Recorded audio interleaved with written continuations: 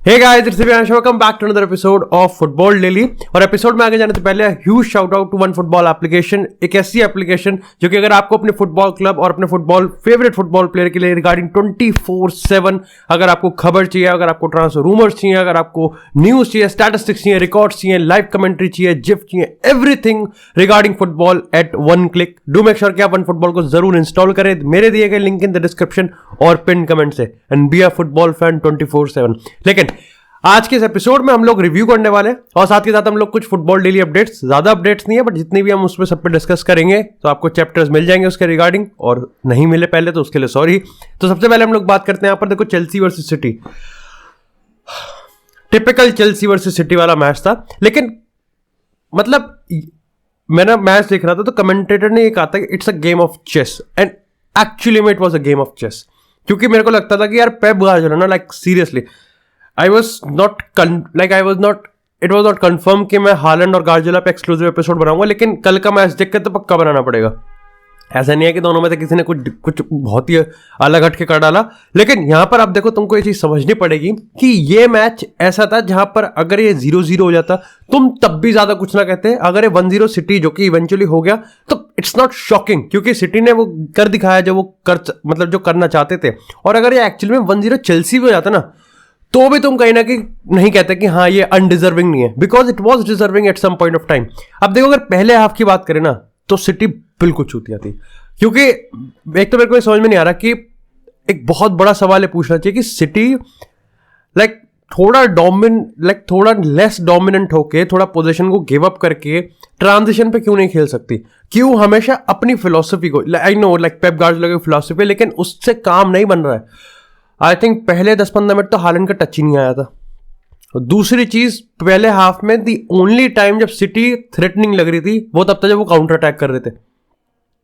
और भाई मेरे को उसमें ज़कारिया भाई पता नहीं क्या खाता मुझे नहीं पता, लेकिन वो जो भी खाता है उसने ये कंफर्म कर दिया कि यहाँ पर वो नहीं खेलेगा, जॉर्गिनो नहीं खेलेगा। और सही है, जॉर्गिनो नहीं खेलना चाहिए, क्योंकि कोवाचिच और ज़कारिया का जो कॉम्बिनेशन है ना वो प्रेस रेजिस्टेंट भी है, टेक्निकली इनफ भी है, और यहां पर भाई एथलेटिक भी है। तो डेफिनेटली पूरा कॉम्बिनेशन चेल्सी को मिल रहा था।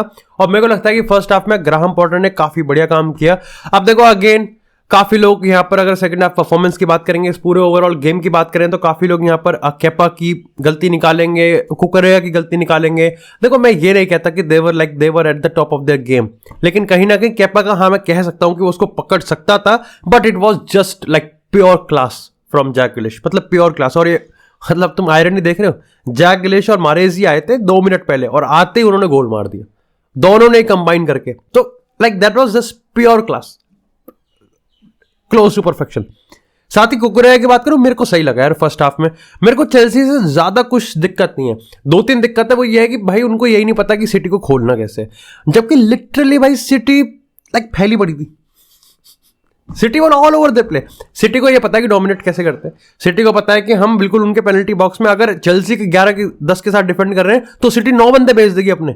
बट सिटी को ये नहीं पता कि अगर एक्चुअली में केविन डे ब्रुयने ने मिसप्लेस कर दिया, अगर बर्नार्डो सिल्वा डिस्पोसेस हो गया या फिर कोई और गलती कर दी, जैसे जाओ कैंसेलो की अगर हम बात करते हैं, he was average, bang average, क्योंकि बेकार पोजीशन में खिलाया जा रहा है यार उसको, तो उस पर बात करेंगे। लेकिन अगर डिस्पोज हो गया तो सिटी लिटरली ट्रांजिशन को डिफेंड नहीं कर सकती, बहुत सारा काम करना पड़ता है 2-3 प्लेयर्स को ही, और वो बहुत बार हो नहीं पाता। इसलिए फर्स्ट हाफ में हमने देखा कि काय हैवर्ट्स को इतनी बॉल मिल रही थी, एक तो रहीम स्टर्लिंग चला गया, तो देख हमको चेल्सी को इसके पॉइंट्स भी देने पड़ेंगे कि यार उनकी इंजरीज भी आ जाती हैं।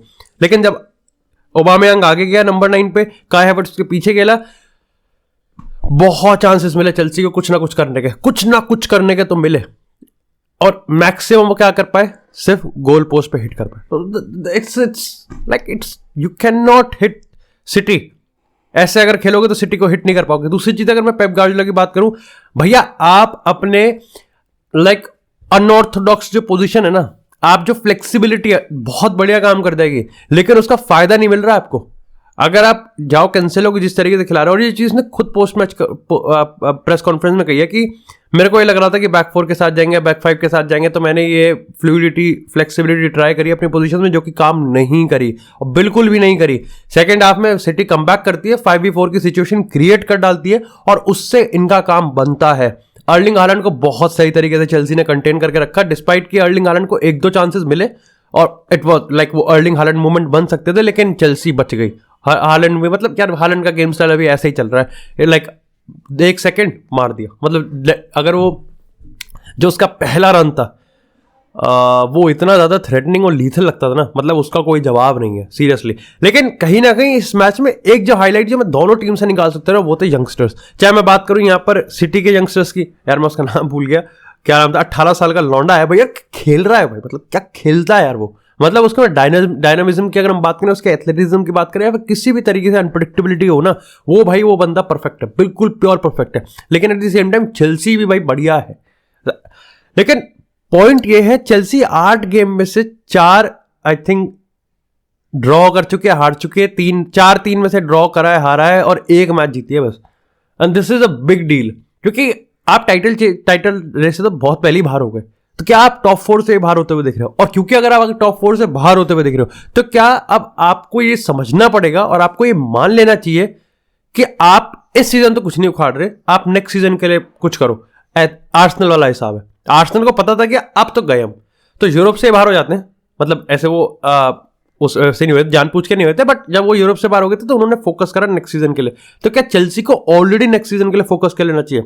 2 चीजें, ग्राहम पॉटर को रखना है कि नहीं रखना है, और क्या यहाँ पर आपको अपने यंगस्टर्स को एम्बेड करना है नहीं करना है, ये बहुत बड़े 2 सवाल है। खैर यहाँ पर वापस से 5 पॉइंट का गैप आ चुका है आर्सेनल और मैनचेस्टर सिटी में, तो गुड फॉर मैनचेस्टर सिटी, लेकिन 1-0 से जीत रहे हैं बस ये पिछले 3-4 गेम है। इसी के साथ यार बात करते हैं अब थोड़ी सी यहाँ पर फुटबॉल डेली अपडेट्स की। तो सबसे पहले अगर क्रिस्टियानो रोनाल्डो की बात करें तो भाई बैन सर्व करना पड़ेगा, और 21 जनवरी को जो मैच होगा, जो कि मर्सपूल वही होगा उनके अल नसर के होम स्टेडियम में, उसमें यहाँ पर क्रिस्टियानो रोनाल्डो खेलने वाला है। इसी के साथ यहाँ पर इंटरनेशनल कार्ड भी आ चुका है। खैर एक खबर, उड़ती खबर आई है कि रोनाल्डो को रजिस्टर तब तक नहीं कर सकते जब तक कोई और प्लेयर, कोई फॉरेन प्लेयर यहां पर नहीं जा सकता। तो ऐसे बताया गया कि अबू बाकर को अगर कोई ऑफर आता है तो यहां पर क्रिस्टियानो रोनाल्डो रजिस्टर हो जाएगा और अबू बाकर को जाने दिया जाएगा। खैर इसी के साथ अगर हम बात करें यहां पर क्रिस्टियानो रोनाल्डो की कुछ इंपैक्ट की, तो उड़ती खबर आ रही है यहां पर कि क्रिस्टियानो रोनाल्डो यहां पर पेपे को चाहते हैं अल नसर की टीम में। देखो हाल ही में अगर हम बात करें जिस तरीके से जहां वो नेटिव अपने क्लब में खेल रहे हैं पोर्चुगल में, उन्होंने बोल भी दिया कि पेपे तब तक खेल सकता है जब तक उसका मन करे, और यार खेल भी रहा है, 39 ईयर्स ओल्ड का है, बट स्टिल वो बहुत तगड़ा खेल रहा है। बट अल नसर चाहता है कि क्रिस्टियानो रोनाल्डो का जो इफेक्ट है ना, उसके चलते वो बाकी के बड़े बड़े प्लेयर्स को यहाँ पर खींच सके, और ऐसे में रोनाल्डो से ऐसे एलिजिबल बताया जा रहा है कि पेपे को लेके आने की बात हो रही है। और तुमको पता है कि रोनाल्डो और पेपे की दोस्ती काफी ज्यादा स्ट्रॉन्ग है, मतलब तगड़ी है, पेपे को लेके भी आ सकते हैं, व्हाई नॉट। लेकिन इसी के साथ अगर एक और ट्रांसफर्स की बात करें तो यहाँ पर भाई लुइस सुआरेस ने कल दिल से माफी, वहां प्रेजेंटेशन करी भाई। 30,000 लौंडे आए थे यार देखने, and that was really really good. और उन्होंने बताया कि यहाँ पर इस डिसीजन को लेने में, खैर उनका नाशनल का के साथ जो कॉन्ट्रैक्ट था वो खत्म हो गया था, तो उन्होंने यहाँ पर इस ब्राजीलियन क्लब के साथ साइन किया, और उन्होंने बताया कि कैसे लियोनेल मेसी ने इस डिसीजन को अफेक्ट किया और उनको एडवाइस किया कि कहाँ जाना चाहिए और कहाँ नहीं। अच्छी बात है, लुइस सुआरेस के लिए भी अच्छा लगता है। He is also creating some kind of buzz in the football industry. खैर इसी के साथ अगर बात करें यहाँ पर एक और फ्री ट्रांसफर की, तो भाई बायर्न ने डेली ब्लाइंड को साइन कर लिया है। और मैं बायर्न की किसी लाइक क्रिएटर से या लाइक सुन रहा था, बायर्न का पीएसजी से मैच है, and Bayern are looking forward कि ऐसे प्लेयर्स को वो रिक्रूट करे जनवरी में जो कि मतलब प्रिपेयर्ड हो यूसीएल खेलने के लिए। और डेली ब्लाइंड तुमको पता है प्रिपेयर्ड है, कि डेली ब्लाइंड की भी काफी इंटरेस्टिंग स्टोरी है। 6 महीने पहले उन्होंने कॉन्ट्रैक्ट टर्मिनेट करवा लिया आईएक्स से, और अब यहाँ पर एज अ फ्री एजेंट उन्होंने साइन किया है विद यहाँ पर बायर्न के साथ। काफी इंटरेस्टिंग है कि बायर्न किस तरीके से आने वाले ट्रांसफर मार्केट में चीजों को और एक्टिवली जाएगी, क्योंकि वो अभी भी काफी ज्यादा गर्म है भाई, काफी ज्यादा गर्म है, और गर्म होकर ठंडा छोड़ने का उनको कोई प्लान है नहीं। खैर इसी के साथ अगर बात करें यहाँ पर वापस से मैनचेस्टर यूनाइटेड की, तो भाई एक बार फिर से जॉर्ज मेंडा से यूनाइटेड के ऑफिशियल में लगा है, कॉन्ट्रैक्ट नेगोशिएशन होने की बात हो रही है, और जाओ फेलिक्स को 3-4 मिलियन का लोन फी प्लस उसकी फुल सैलरी कवर करने का यहाँ पर प्रस्ताव दे दिया गया एथलेटिको मैड्रिड को। तो यहाँ पर एथलेटिको मैड्रिड के लाइक पाले में गेंद है कि उसको लेना है कि यार बत्ती बना के वापस डाल दें। देखो इससे बेटर यूनाइटेड ऑफर नहीं दे सकती, कोई भी नहीं देगा। हाँ ये आप कह सकते हो कि अब रहीम स्टर्लिंग चला गया है तो चेल्सी साइन कर सकती है, दैट्स इट, ये आप कह सकते हो। खैर तुम्हें पता है यूनाइटेड तो मार्को थुरम की अगर हम बात करें, अबू बाकर भी आया था बीच में, तो वैसे बहुत सारे प्लेयर्स जुड़े हुए हैं जिनका तो नाम ही, फिर मेम्फिस डिपाय है, लेकिन जाओ फेलिक्स इस समय सबसे आगे है। तो इसलिए मैंने तुमको अपडेट दिया था कि चेल्सी भी आगे जा सकती है। खैर इसी के साथ अगर मुद्रिक की बात करें तो यहां पर शख्तार के जो ऑफिशियल्स थे वो कल चेल्सी वर्सेस मैनचेस्टर सिटी के मैच में वहां पर मौजूद थे। यही कंफर्म होता है कि यहां पर चेल्सी के साथ अब नेगोशिएशन चालू हो चुकी है। और जैसा मैंने तुमको कल के एपिसोड में बताया था, the all Chelsea can do is कि वो लुभा सकते हैं। खैर जब बात लुभाने की आ ही रही है तो बेनफिका के मैनेजर ने भी यहां पर काफी लताड़ा है चेल्सी को। खैर मतलब मेरे को समझ में नहीं आता कि चेल्सी बेनफिका जाने क्यों नहीं दे रही। मतलब they have the right to protect their player, but at the same time जब आपका प्लेयर जाना चाहता है, जब आपके प्लेयर ने ही कह दिया, अब ऑफ कोर्स तुम कह सकते हो, अब तो ऐसे तो कोई सा भी क्लब अपने प्लेयर को कैसे भी कह सकता है कि तू पैसों में बिक गया। बट अगर उसको ऑफर मिल रहा है अच्छा और उसको वो जाना चाहता है इस समर में, तो I think Benfica should let him. या तो ये है कि कहीं ना कहीं बेनफिका ये समझ के बैठे कि अभी सिर्फ चेल्सी है, बल्कि समर में चेल्सी भी होगी, यूनाइटेड भी होगी और बाकी के 1-2 क्लब और हो जाएंगे, तो बिडिंग प्राइस ऊपर हो जाएगा, रिलीज क्लॉज से ऊपर की बात करेंगे जैसे एनकुंगू की डील में हुआ या फिर हम बाकी के डील की बात करें।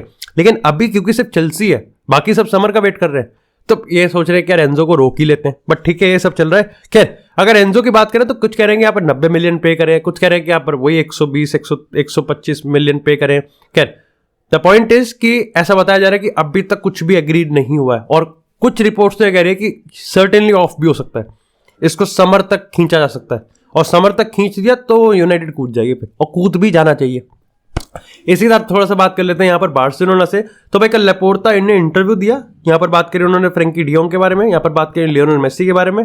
मेसी का तो गो टू डिफॉल्ट है, मतलब लेपोर्टा का इंटरव्यू नहीं होगा, दिव्यांश का एपिसोड हो गया कि रोनाल्डो मेसी पे बात करनी है। इसी के साथ यहाँ पर बात हो गई उस्मान डेम्बेले पे। लियोनेल मेसी के रिगार्डिंग उन्होंने यही कहा कि देखो सीधी सी बात है, हम ग्रेटेस्ट प्लेयर को हमको रखना था लेकिन नहीं रख पाए, हमने बार्सिलोना को ज्यादा वैल्यू करा और बार्सिलोना को वैल्यू करना हमारा कर्तव्य बनता है। वो वाली बातें जो होती हैं, शपथ लेते हुए जो बातें होती हैं, वो उसने कर दी। साथ ही उसने ये चीज कह दिया कि देखो भैया Frenkie de Jong is not for sale. Frenkie de Jong हमारे इंटरनल डिस्कशंस की बात है, ऐसा नहीं है। वही उन्होंने कहा कि हम किसी का बटुआ नहीं मार रहे, लेकिन उसने कहा कि Frenkie de Jong is not for sale. साथ ही उस्मान डेम्बेले जिसका कॉन्ट्रैक्ट 2024 में खत्म हो रहा है, ऐसी खबर उड़ती हुई आ रही थी कि नेमार अगर बाहर जाता है तो पीएसजी उस्मान डेम्बेले के 70 मिलियन का ऑफर देगी। उसको भी डिनाई कर दिया कि नहीं 70 का है, 80 का है, 85 का चल जाएगा। मजाक कर रहा हूं, 70, 80, 85 कुछ भी नहीं चाहिए। Ousmane Dembele is not for sale. ये खबर अभी हमको देखने को मिल रही है।